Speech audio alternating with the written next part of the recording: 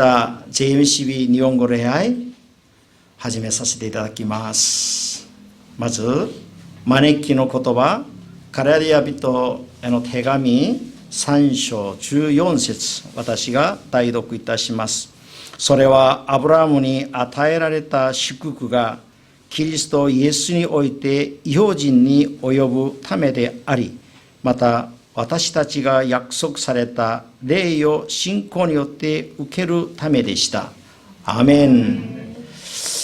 じゃあこれ賛美しましょう。イエスはがおよ。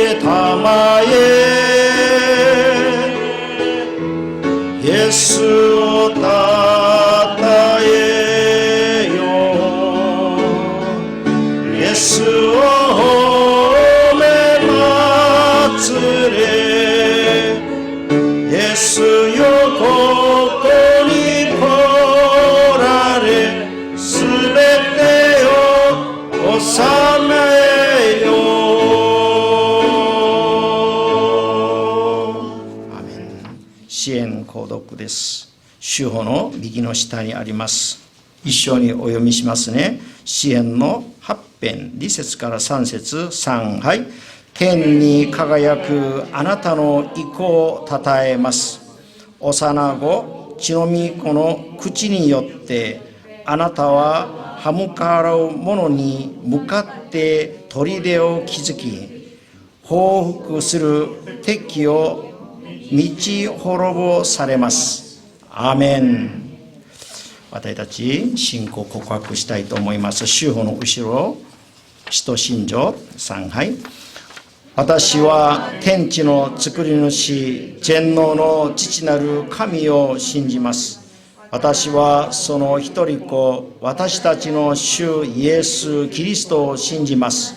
主は聖霊によって宿り、乙女マリアから生まれ、ポンテオ・ピラトの下で苦しみを受け、十字架につけられ、死んで葬られ、黄泉に下り、3日に死者のうちから復活し、天に昇って全能の父なる神の右に座しておられます。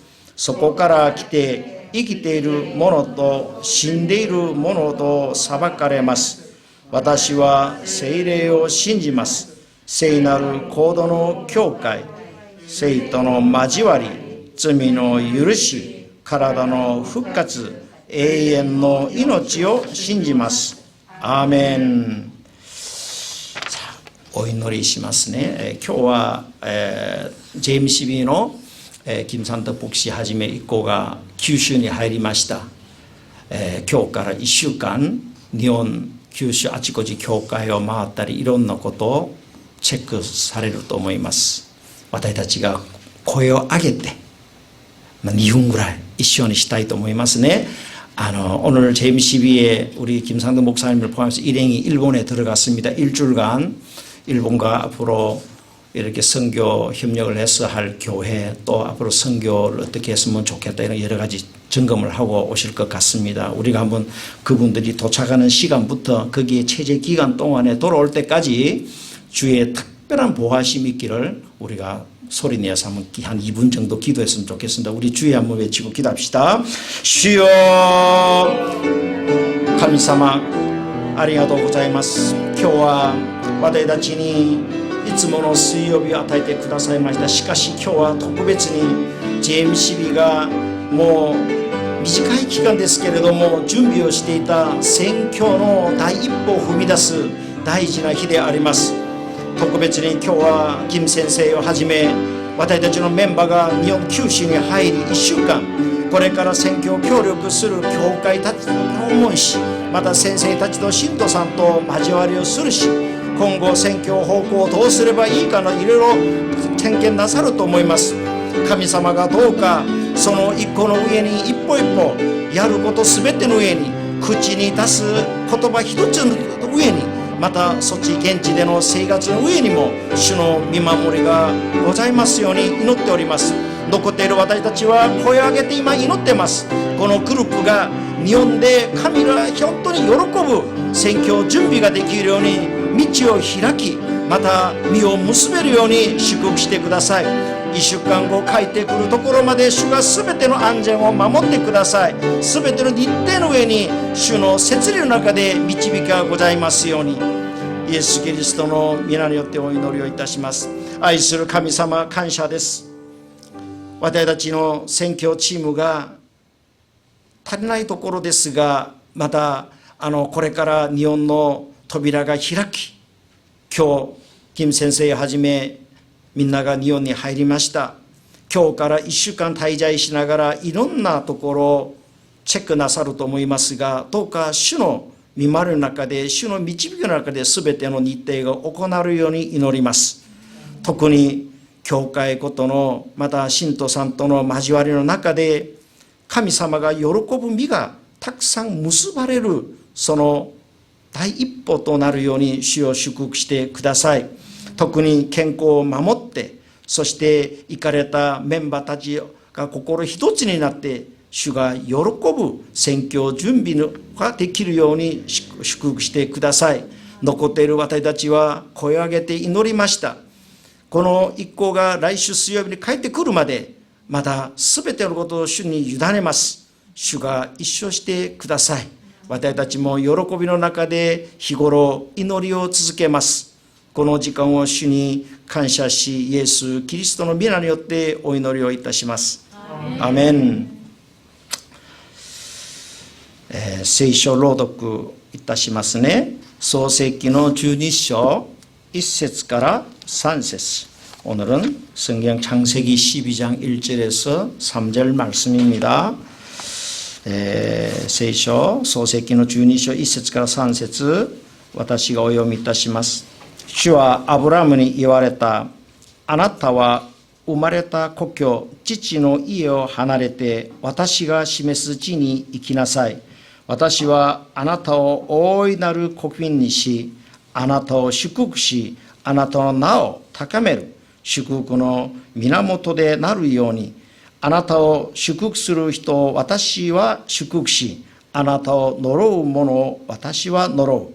地上の子族はすべてあなたによって祝福に入る。아멘. 오늘 이 말씀은 우리가 믿음의 조상이라 흔히 말하는 이 아브라함이 갈대아 우르라는 곳을 떠날 때 하나님이 임하셔서 하신 말씀입니다. 今日の御言葉はガルテアウルという幼児用で暮らしていた、苦情販売していたこのアブラハムに神様が現れました。そしてこのあなたの家を、ふるさと故郷を離れと言います。그렇게 떠나라 하시면서 하나님께서 아브라함에게 약속을 합니다. 어떤 약속인가? 이게 이제 2절 3절에 나오거든요. 참 중요한 말씀이죠. 우리가 선교사로 나갑니다. 또는 우리가 전도지를 들고 노방전도를 나갑니다. 거기에는 하나님의 뜻이 있다는 거예요. 자,このアブラハムが離れます。ただ離れる意味がない離れじゃない。その離れなさい、生きなさいというところには神様が約束する。それが2節3節に言葉が残っています。私たちはもうロボ伝道しますね。そして日本選挙を行います。そこにはただチラシを配るという意味じゃない。そこには深い深い神のもう約束の御言葉が含まれているということには間違いないんですね。그래서 이 아브라함이 이 말씀을 붙들고 떠나는데, 아브라함에 대해서 조금 체크를 해보니까 아브라함은 실제 이 말씀을 받기 전에 이미 하나님을 알았다는 것이 신학자들의 전반적인 의견입니다. 아브라함에ついて少し私が勉強してみますと、アブラハムはガルテアウルでこの神からの御言葉をいただく前にですね、アブラムは神を知っていたか知らなかったか、知っていたはずである。だからその神様が現れてアブラムに行きなさいと言うから、アブラムは早速家を離れた。그때 아브라함 나이가 몇 살인가? 75세잖아요. 그죠? その時 아브라함 하나님時の年또 있다. 75살. 75세 하면은 지금도 그렇게 건장한 청년이 아닙니다. 연세도 꽤 있고 몸도 좀 불편할 수도 있어요. 75歳といったらもう青年じゃないですね。少し体も体力も衰えてますし、また少し老人近いですね。しかし그러나 아브라함은 하나님께서 말씀하니까 자기가 지금까지 잘 가게 잘 되는 이 우상 장사를 그만두고 과감하게 떠났다는 것입니다. しかし神様にアブラムが現れて言いました。離れというから今まで郡上販売とても盛んでいたその商売をもう断食すぐやめてそのふるさとを離れたというのがとても印象的な言葉でありました。2節見ますと、あなたいずれ보니까 이 말씀이 있습니다. あなたは私はあなたを大いなる国民にし、あなたを祝福し、あなたの名を高める祝福の源となるように。일본 성경을 여러분 들으시면 이해가 되실 줄 믿습니다. この日本の聖書を聞くと大体こういう御言葉だなと大体感じると思いますね。떠나긴 떠나는데 하나님께서 그에게 무슨 약속을 했는가? 첫째 보니까もう離れるのはいいんです。ふるさとを後にして私はこれから旅に出ます。出かけます。ところがそこには神の約束があったというですね。あなたを大いなる国民にし、あなたを祝福し, 이렇게 했습니다. 너를 큰 나라의 국민이 되게 하고 너를 축복하겠다. 이렇게 이야기를 했습니다. 그리고 아나타노 나오 타카메 너의 이름을 높이겠다. 그리고 너가 슈구쿠노 미나모토토 나루 요니 너가 축복의 근원이 되도록 하겠다. 이렇게 약속을 합니다. 여러분 우리 어린 자녀들이나 우리 가족들에게 이 말을 참 많이 인용해야 됩니다. 皆さん私たち子供やもし家族にですねこの御言葉をよく使ってみてください。 너는 축복의 근원이야. 너는 큰 사람이 될 거야. 너는 하나님이 도우실 거야. 아나타 슈쿠쿠는 미나모토니 나루. 아나타와 카미니 요때 오키나 히토니 나루. 립바나 모노니 나루 요또. 이렇게 인사하는 것이 부모의 마음이고 우리 가족의 마음이잖아요. 역시 우리는 성경에서 이걸 배웠기 때문에 뭐다? 자꾸 써야 돼. 자꾸 써야 돼. 私たちはこの祝福の言葉をですね聖書から学びましたからよく使うべきであります。いいですか？いいですか？はい。これはよく使ってください。じゃあ 하나님이 복을 주겠다 했는데 큰 복의 근원이 되고 또 이름을 높인단다 이렇게 보니까 저는 이 신약 성경의 예수님의 그 산상수훈에서 조금 이것을 좀 비교를 하고자 합니다.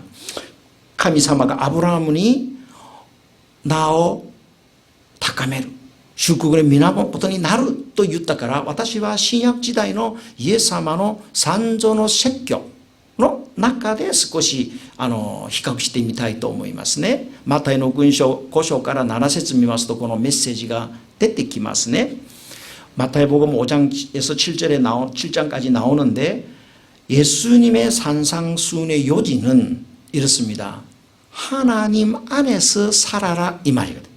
예사마노 산조노説教 메시지노 메인과 카미사마노 나까니 데 쿠라시나사이 고도시나사이 강가이나사이 이나사이 これがポイントですね.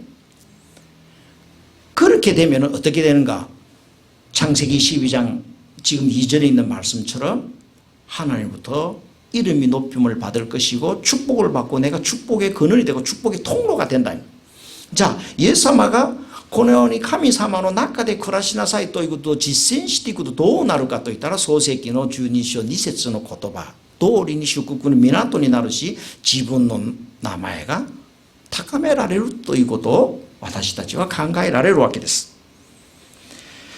저는 여러분들에게 우리가 신앙생활하는 가치가 어디 있습니까? 이렇게 물으면 여러분들 각자 생각이 다릅니다. 私が皆さんに信仰生活する基準、価値観はどこに置いてますかといったら皆さん答えはそれぞれだと思います。 그러나 우리가 너무 크게 생각할 필요 없습니다. 하나님 안에서, 하나님 말씀 안에서 살기를 원합니다. 이것이 뭔가 신앙생활입니다. 大きく考える必要ないですね。それは単純なです。神様の御言葉の中で私たちは暮らしたいです。この一言が答えです。信仰生活する目的です。皆さんどう思われますか？私はそう思っております。コリント人への手紙第2の4章8節から10節見ますとこういう言葉があります。コリント후서 4장 8절에서 10절의 말씀 보니까 私たちが行こうとしてもつまずきます。私たちが伝道することによって迫害を受けます。結果的にうまくいかないんです。 우리가 이 고린도후서에 보면은 우리가 나아가고자 하는 사방이 우겨삼으로 우리를 감싼다 그랬습니다. 때로는 박해를 받는다 했습니다. 우리가 계획했던 잘 안 된다 그랬습니다. 그런데 이 고린도서 4장 10절에 고린도비도인의 연수 주세스니 꼭 가있다는 우리가 항상 예수의 죽음을 몸에 짊어지면 예수의 생명이 또한 나의 몸에 나타내게 하려 함이라. 私たちはいつもイエスの死を体にまとっています。イエスの命がこの体に現れるためである。 우리가 예수를 믿는 목적이 뭐다? 여기에 보니까 예수의 그 영이 우리 몸을 통해서 나타나기를 원한다. 이렇게 되어 있는. イエス様を神様を信じる目的をそこに書いてあります。私たちを通して神様の栄光を表す。私たちの中に霊が現れるように、それを私たちは行うべきであると、そういう聖書は書いてあります。 자, 우리들이 그러면은 우리 몸에 나타나기 위해서는 어떻게 해야 될까? 자, そしたらその霊が私の体の中で現れるためにどうすればいいか? 큰 거 생각할 필요가 없다고 저는 생각합니다. 조금 말을 거슬러 가면은 오기고도考える 전에 사카노보때 이것도 하나님의 말씀대로 살아가면 되네요. 말씀대로. 神の御言葉に暮らすべきだ。詩篇の1編の1節から2節 見ますと 시편 1편 1절 2절에 보면 이런 말씀이 있습니다. 복이 있는 사람은 악인의 자리에 죄인의 자리에 앉지 않고 뭐 쭉쭉 나오다가 2절 마지막에 뭐죠? 낮과 밤에 그러니까 주야로 하나님 말씀을 묵상하는 자라 이렇게 되어 있습니다. 히루모 요르모 소노 미코토바 구치즈사무 히토 속書いてあります. 하나님의 말씀을 뭐다? 항상 내가 먹은 곳 사는 사람. いつも神の御言葉を自分の口の中でもう抱いてちょっとしたらすぐ神のメッセージが出られるようにそう暮らす人がまた日頃夜も昼もいつも神の御言葉で満たされるいつも하나님 말씀으로 내가 충만해 있는 것이 뭐다? 가장 복 있는 사람이라 그랬거든요. 복. 제가 언젠가 여러분들에게 이 복에 대해서 한번 말씀드렸습니다. 우리가 복하면은 뭐죠? 물질의 복이 있습니다. 재산이 정식된다, 뭐 어떤 직장에서 승진한다, 이런 거 다 복이잖아요. 축복이거든요. 그런 복은 뭐죠? 히브리어로 베라카입니다. 베라카. 그런데 이 시편에 지금 말씀하는 복은 뭐죠? 아슈레라는 복을 말하는 거예요. 아슈레라는 복이 뭔가? 그런 물질의 복을 하고 다 포함해서 나의 삶이 하나님 안에서 와곰이 온화해지는 것. 이것을 갖다가 복이라 그런단 말이에요. 우리는 하나님 안에서 이런 와곰이의 축복이 있어야 돼요. 예수를 믿음으로 인해서 마음이 평안하고 사실 설교하는 저 자신도 안에 있는데 괜히 꾸지람을 많이 듣습니다. 좀 운전하다가 뭐 하나 끼어 들어오면 막 그걸 못 참아가지고 그냥 양보해라 하도 뭐죠. 꼭 앞질러 가서 뭔가를 경쟁하듯이 하는 이런 심리가 자꾸 생기는 거예요. 이런 거는 예수 믿는 사람의 행동이 아닌데 참 고쳐야 된다면서 참 잘 안 되는 거예요. 잘 안 돼. 후짜는 노란불 왔는데 안 지나가야 되는데 그거를 막 지나가려고 와타시 지신 뭐 이마 복시대하루 メッセンジャーとしてこう皆さんの前に立っておりますが、なかなか自分の心がコントロールできない。もう交通信号を守る何らかのことでですね、焦りがあったりですね、非常にイエスを信じない人のような行動をしてしまう。いつもだから家内から言われますね。あなたダメだよと、ダメだよと。本当に悔やれたいと思います。축복하니까 사도 바울이 또 한 그 축복이 좀 생각이 납니다. この祝福というから使徒パウロ先生が語った御言葉が思い出されますね。빌립비人への手紙4章12節見ますと、 나는 비천에 처할 줄 알고 풍부에 처할 줄도 알아. 모든 일 곧 배부름과 배고픔과 풍부와 궁핍에다 처할 줄 아는 일체의 비결을 배웠노라. 이렇게 말씀합니다.使徒パウロはピリピの手紙の4章12節ですね、自分は豊かな、彼はもう知識的に立法的にはかなり賢者ですね。だから彼は知識的にはかなり優れている知識を持っている立法主義者、そしてガマリア先生の下で勉強される。なかなか世の中の基準から見ると彼はもう立派なものです。また家もお金持ちでお金がたくさんあった。だからローマの市民権を金で買ったわけですね。このようなそのパウロはサウル時代の彼の周りの状況というのはもう人に配られたらもっと目立つほどの存在でありました。ところが彼はイエスに出会ってからはそういうことは全てを질이악하다라고 또宣言しました. 이런 그 훌륭한 그런 조건을 갖춘 바울이 예수를 만나고 나서 전도자가 되어서 살 때는 그가 뭐다? 모든 것을 배설물로 여긴다 했거든.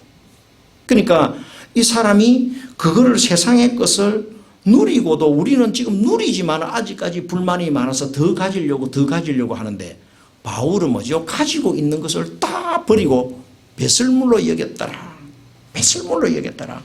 그가 고백하기를 일체의 비결을 이사이노 히케츠와 와다시와 만한다.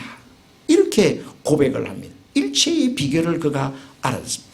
그 사도 바울이 배웠던 일체의 비결이 뭔가 보니까 세상의 것에 너무 집착하지 않는 것, 너무 세상의 것에 기준을 두지 않는 것. 사도 바울가 이사이노 것도 만한다というのは何だろうかと思ったら、世のことにあんまりにも執着しない、世のことにあんまりも左右されないようにというのが彼が学んだことでありました。だから私たちもこの使徒パウル先生の学びを私たちは学んでいく必要があると思います。今の時代, 지금 우리 시대에는 현대병이라 그래서 옛날에는 고혈압, 당뇨병 이게 현대병이었습니다. 근데 지금 현대병에서는 가장 고질적인 뭐다? 우울증 환자입니다. 우울증 환자. 사람을 두고 이렇게 표현하면 어떨지 모르겠어요. 껍데기는 멀쩡한데 뭐다? 완전히 속이 다 망가지가 있는 거예요. 그 모습만 봐가지고는 양복에 빼딱구도에다가 머리 딱 이렇게 기름 바르고 나가니까 몰라요. 그런데 그 사람 조금 겪어보면 완전히 이 사람은 중병 중에 중병이에요.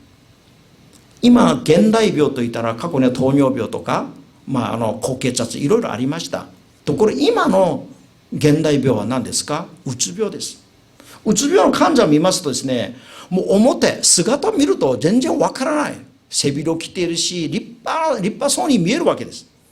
ところが実際彼らと少し付き合ってみたり、その中に入ってみるともうぐちゃぐちゃな生活、かなり滅びてしまった生活をしているとそう言えるでしょう。 이런 현대병 우울증이 왜 왔을까? このような現代病でうつ病がどうしてきただろうか? 예수의 가르침이었기 때문입니다. 예수가 없기 때문에. その彼らの心の中にはイエス様がいない、聖霊様がいないからであります。 일본의 말에 히키코모리라는 단어 여러분 많이 들어보셨을 거예요. 일본어 단어에 히키코모리라는 또いう単語があります。 이게 뭐죠? 우리 말하면은 방콕이에요, 방콕. 제 기억에는 한 20년 전에, 30년 전에 한국에서 방콕 하면은 태국 방콕만 생각했어요. 근데 우리나라에서는 지금도 이 방콕 환자, 우울증이라든지 이런 환자에 대해서 그렇게 언론에서 부각을 안 시킵니다. 그런데 일본은 뭐죠? 제가 알기는 한 10년, 한 20년 전부터 이 방콕에 대한 히키코모리 환자를 엄청 언론에 부각을 시킵니다. 한국의場合も私の覚えではもう20年30年ほど前では引きこもるといったらタイのバンコクのことを指すように家の中にお部屋の中にもう閉じ込んでいる、それしか思わなかった。軽く韓国を取り扱ってしまう。ところが日本の場合はもうだいぶ前からこの引きこもりについてすごくもう世論化し、またそれをデータ発表したりします。 왜 그렇게 이거를 자꾸 언론에 내고 심각성을 줘야 되는가? なぜこの表に出しますし資料発表しなきゃいけないか? 이 우울증은요, 가만히 놔두면 나라가 망하는 병이에요. 나라가 망하는. 한 가정이 망하는 것이 아니라 나라가 망하는 병이에요. 이 우울증. このうつ病というのは一人の一家が滅びるんじゃなくて国自体が滅びる病気であるからです。 그런데 우리 정부도 뭐죠? 자꾸 우울증 환자에 대해서 얘기를 해야 됩니다. 와, 그냥 세이브 우つ病の患者についてよく話するべきですね. 이 우울증 환자는 뭐죠? 약이 없다 그래요. 약이 없는 거예요, 약이. 그러면은 나수는 병은 뭐다? 유일한 약은 하나인데 구약 신약이다. このうつ病は薬がないというんです。ところが私たちから見ますとお薬があります。聖書です。旧約聖書、新約聖書であります。この神様の御言葉を私たちに受け入れるときですね、그 우つ病가その우つ病가 나올わけです. 우리가 이런 말씀을 우리 안에 받아들일 때 이런 우울증 환자가 고쳐지는 것입니다.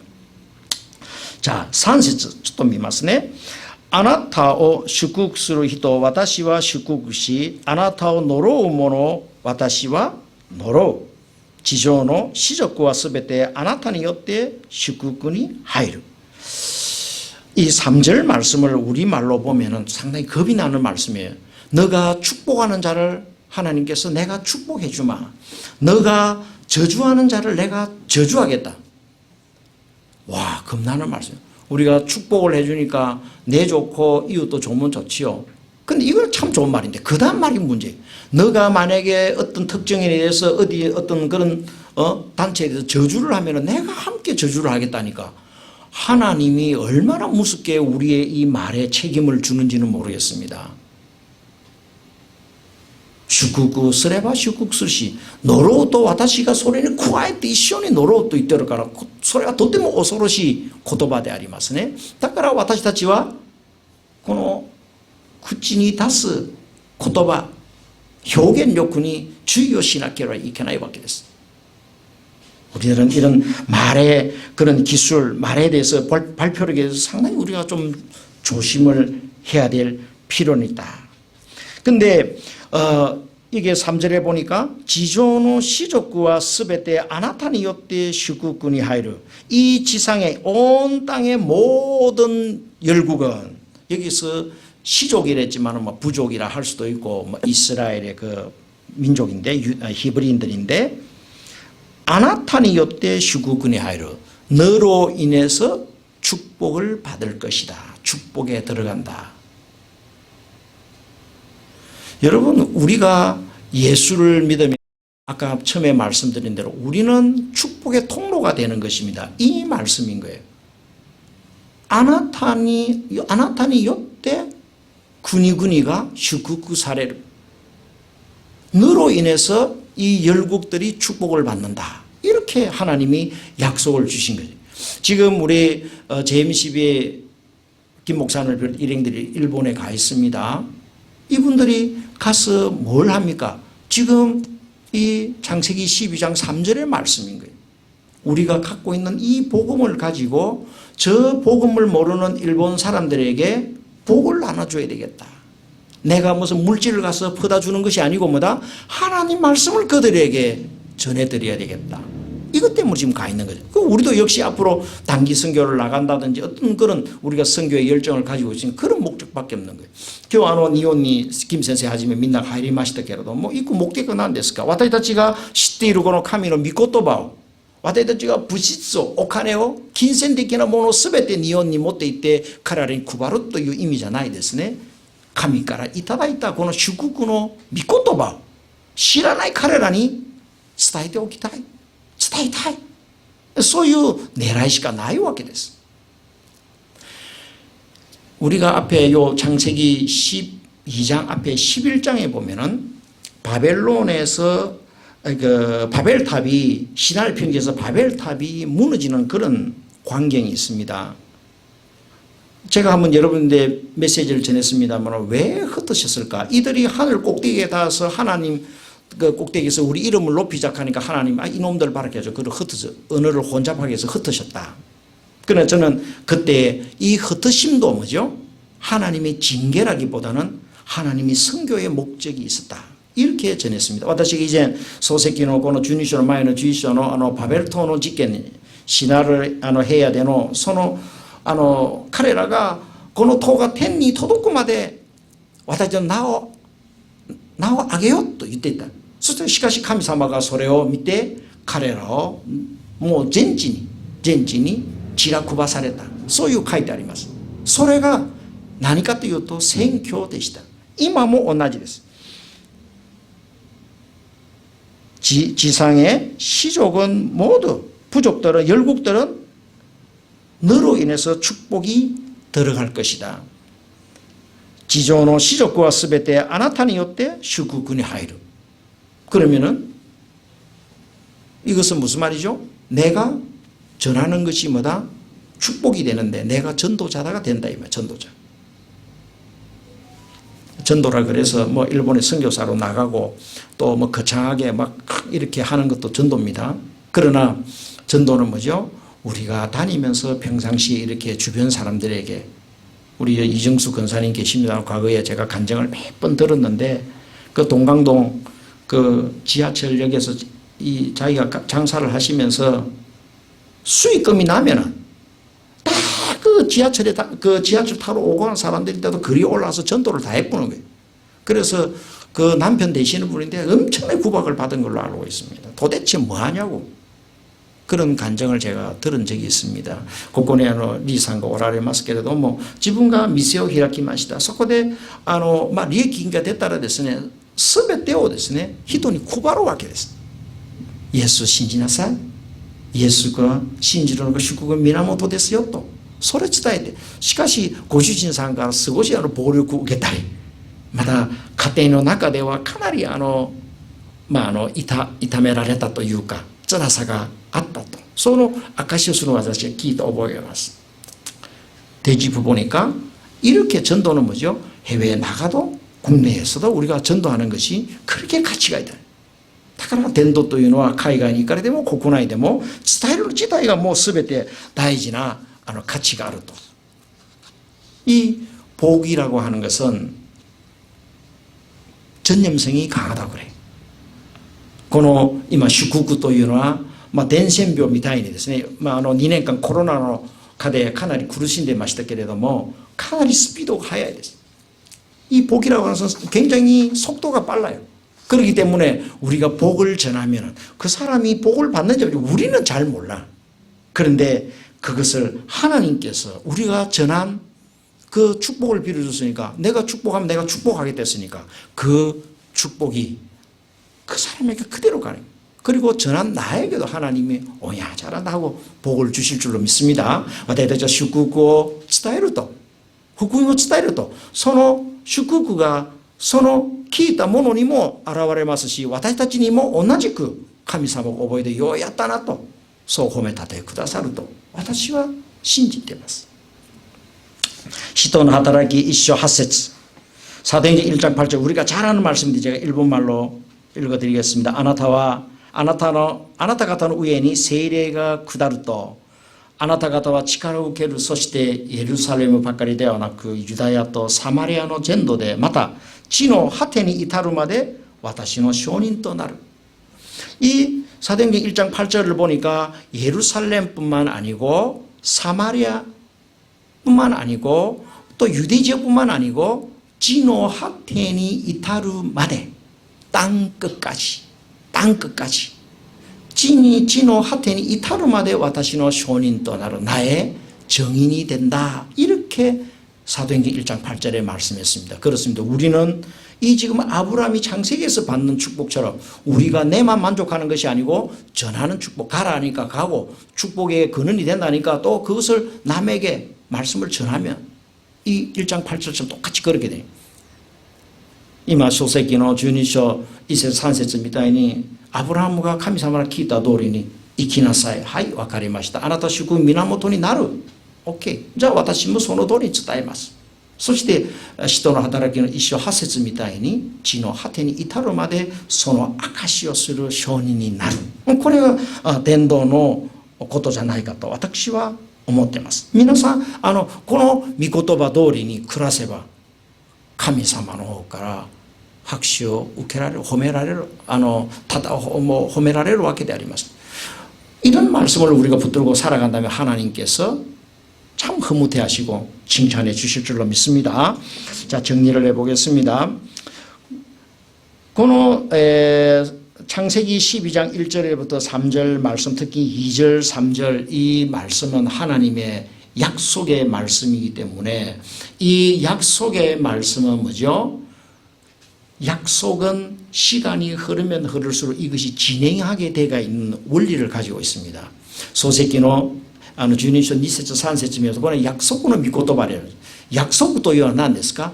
時間が経つことにおいてそれが前に進みます。そのまま眠っているのが約束じゃない。 그대로 가만히 잠자는 것은 약속이 아니잖아요. 우리 내년 이때 단풍 들 때 만날까? 오늘 약속했습니다. 그러면은 시간이 겨울이 오고 봄이 오고 여름이 오고 가을이 오면 뭐죠? 진행이 되니까 그 약속대로 내년 가을 되면은 만날까 했으니까 만날 수도 있는 거예요. 그 약속이라는 것은 그 진행형이다 말. だから私たちが例えばもみじの時期に来年今頃会いましょうかと言ったら冬になって春になって夏になってまた秋になると会えるわけですね。いわば約束というのは進行、進み具合です。進んでいるわけです。だから神様の約束というのを私たちがもう前に進みなさい。そういう意味が含まれております。私も저도 언젠가 한번 이 윌리엄 캐리라는 사람 책을 한번 읽어본 적이 있습니다. 이 사람은 개신교 선교의 아버지라고 하는데 이 사람은 구두 수순공을 하면서 돈을 모았어요. 그래 자네는 왜 그렇게 돈을 모으기를 그래 애를 쓰나? 그러니까 자기가 잘 먹고 하려고 그런 것이 아니고 나는 선교하기 위해서 돈을 모읍니다. 이렇게 사람들이 구두를 닦아주면서 말을 했다 그래요. 프로테스탄트の宣教の父と言ってウィリアム・ケリーさんの本を私読んだことありますが彼が靴磨きの仕事をしてたんですね。とても貧乏な生活です。だから熱心に働く人たちが聞きます。お前はどうしてお金を貯めているのと言ったら私は自分のお腹を満腹させるためじゃない。神の国の仕事のために宣教のために熱心に働いていますとそういうふうに答えたそうです。 그렇습니다. 우리도 세상 가정일 돌봐야 되고 또 사회활동해야 되고 또 자기가 전문적으로 하는 그런 게 있습니다. 그런 걸 제쳐놓고 선교 다 한다고 해서 내팽개치라는 이런 말씀은 아닙니다. 우리가 그 주어진 직무에 충실하면서도 뭐죠? 우리가 하나님께서 주신 이 귀한 말씀 우리가 알았으니까 나의 모든 것은 전도하는데 우리가 정열 열정을 쏟는다. 이런 마음으로 살아가면 하나님의 큰 은혜가 있을 줄로 믿습니다. 私たちは今やっている自分の環境、お仕事、計画すべてをもう捨ててから伝道しなさいそういう意味じゃないんです。ただ私たちはその日常日頃の生活の中で神からいただいた御言葉をですね忘れずにその御言葉をよく実践していく口ずさむそういう人がなるんじゃないかと。そうすると必ず神様の恵みが豊かに与えられると信じます。하나님께서 너는 복이 될지라あなたは祝福の源になる、このように約束してくださいました。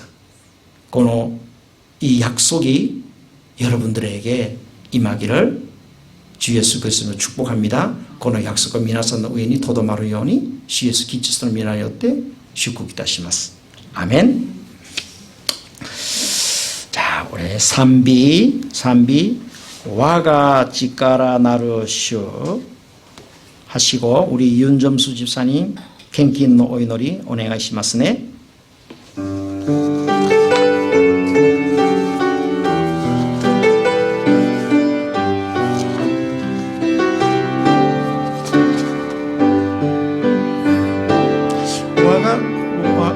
와가 지가라 나르 슈我を清めたもあなたはがすべて心尽くしてあなたを求める我が神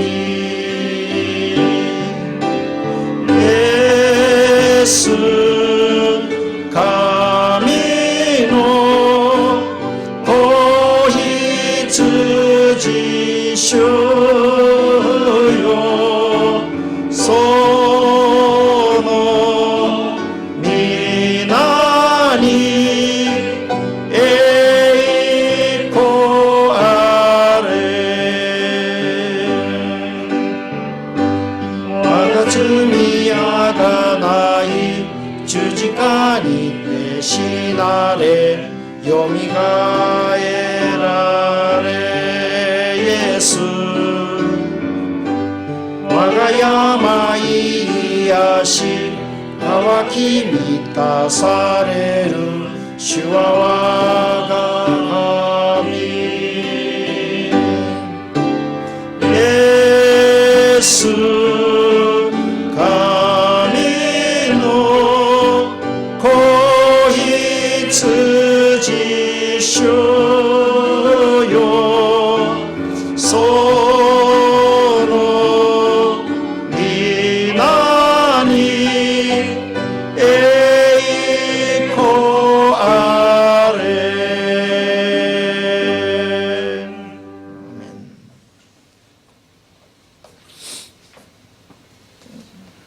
主なる神様、感謝しています。今日も準備した献金の人たちを祝福してください。アーメン。私たちは弱いですから、私は毎週生活しながら主なる神様の祝福を覚えて源になりたいです。アーメン。いつもアブラハムのようにどこにいても主なる神様が私たちを祝福する源に私たちを覚えて記憶してください。アーメン。神様、今日も主なる神様のいい言葉を通して私の心が弱くに柔らかになりました。アーメン。いつもどこでも私たちは生活のフォーカスを主なる神様が私たちと一緒にいつも私たちにつかまって私たちを主張していらっしゃるのを覚えています。アーメン。感謝しながら主イエス・キリストの皆によってお祈りします。アーメン。ありがとうございます。主を見て主の祈り、主の後ろですね。3、はい。天に増します我らの父よ、願わくは皆をあがめさせたまえ、御国を来たらせたまえ、御心の天になるごとく地にもなさせたまえ、我らの日曜の糧を今日も与えたまえ、我らに罪を犯す者を我らが許すごとく我らの罪をも許したまえ、我らを試みに合わせず悪より救い出したまえ、国と力と栄とは限りなく汝のものなればなり。アーメン。賛美、恵み、花も続いて祝祷しましょう。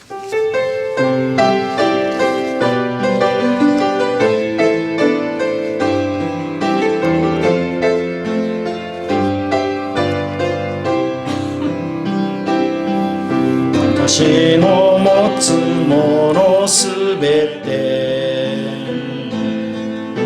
過ごしてきた時間すべて歩んできた道すべて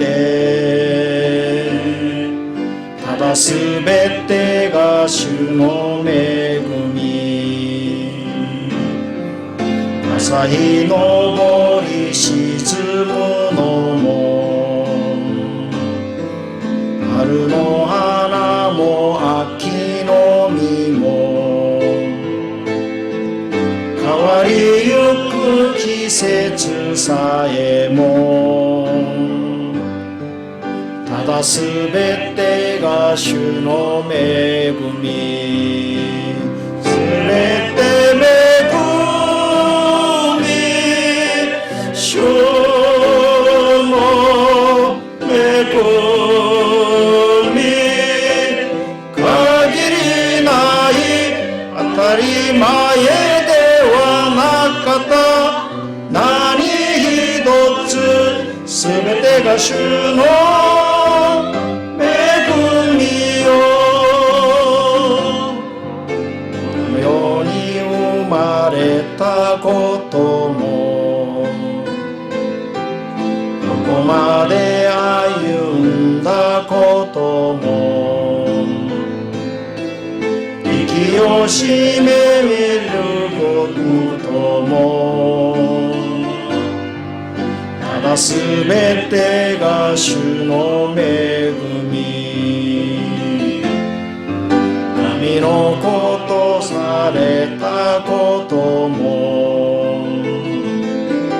主を礼拝し賛美するのも福音を伝えることもただすべてが主の恵み。すべて恵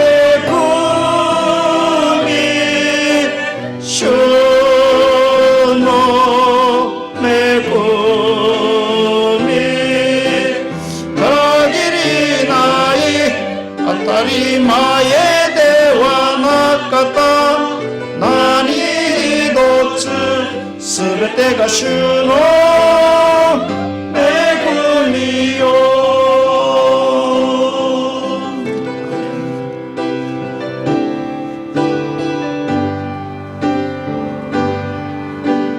ここに泉は湧く涙を過ぎるときやがて実を結び笑い声に満ちる。花も雲も風も海も奏でよ奏でよイエスを空に響け歌え魂よ恵みよ恵みよ恵みよ。青毛は開き僕らは見るだろう。やがて花は咲き栄光主が来られる。花も雲も風も海も奏でよでよイエスを空に響け歌え魂よ恵みよ恵みよ恵みよアーメン。祝祷いたしましょう。今は主イエスキリストの恵み、父なる王なる神の愛、聖霊の親しき交わりが JMCB にて礼拝を捧げる私たちの上に祝福の港になれという神の御言葉を持って伝道に励もうと思って日本まで行っている私たちのメンバー一個の上に、まだここで礼拝を捧げる私たちの上に常しえまで永遠に祝福がありますように。アーメン。主に感謝し